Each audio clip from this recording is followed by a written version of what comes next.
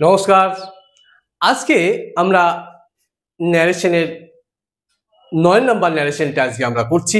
এটি বিগত কোশ্চেনে এটা এসেছিল এবং বিশেষ করে এটা সিজিএল টায়ার 1-এ এটা এসেছিল। সেই প্রশ্নটা আজকে আমরা এখানে নিয়ে আলোচনা করছি। এটি খুব ইম্পর্টেন্ট। এটি কিভাবে করতে হবে এবং এই অ্যান্সারটা কি হবে আমরা সেটা ভালো করে আলোচনা করতে পারি। ন্যারেশন করতে গেলে তোমাকে যেটা করতে হবে, প্রথমে তোমাকে জানতে হবে যে ন্যারেশনের রুলস কি কি আছে। ন্যারেশনের রুলস যদি তোমার সঠিক জানা থাকে তাহলে জানবে যে তুমি ন্যারেশন উইদিন 2 to 3 সেকেন্ডের মধ্যে তুমি এটা কমপ্লিট করতে পারবে। আশা করি তুমি গ্রামার মোটামুটি সব জেনে গেছো এবং তুমি বুঝতে পারছো। আজকে আমরা এটি চেষ্টা করি কিভাবে করতে হবে। এসো দেখো, এখানে লেখা আছে, দেখো হি সেড, এটা কিসে আছে? V2 অর্থাৎ পাস্টে, অর্থাৎ রিপোর্টিং ভার্ব।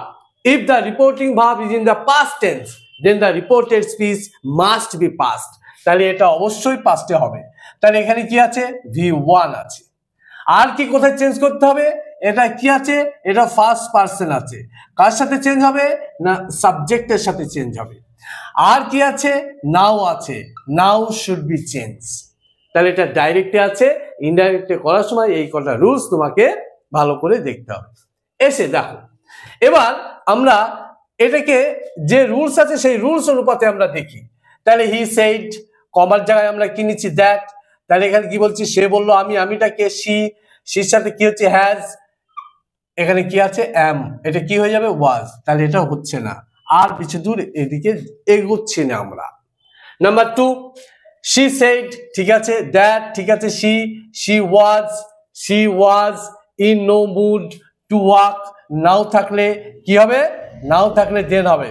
that is হচ্ছে না, that is wrong। নেক্সট দেখো, she said that, কি আছে? she was in no mood to walk। নাও থাকলে কি হবে? then। this is your answer। Next one, she said that, ঠিক আছে। তাহলে she has, that is wrong। so your answer is C। তাহলে দেখো কত সহজে আমরা ইজি ভাবে বাই মেথড অফ এলিমিনেশন বা অ্যাপ্লাইং দ্য রুলস আমরা এগুলি করতে পারি। এটি খুব সোজা ছিল। এটি ভালো করে আরেকবার দেখে নেবে, আর ভিডিওটি লাইক করবে, শেয়ার করবে, সাবস্ক্রাইব করবে বেশি বেশি করে এরকম ট্রিক্স পেতে।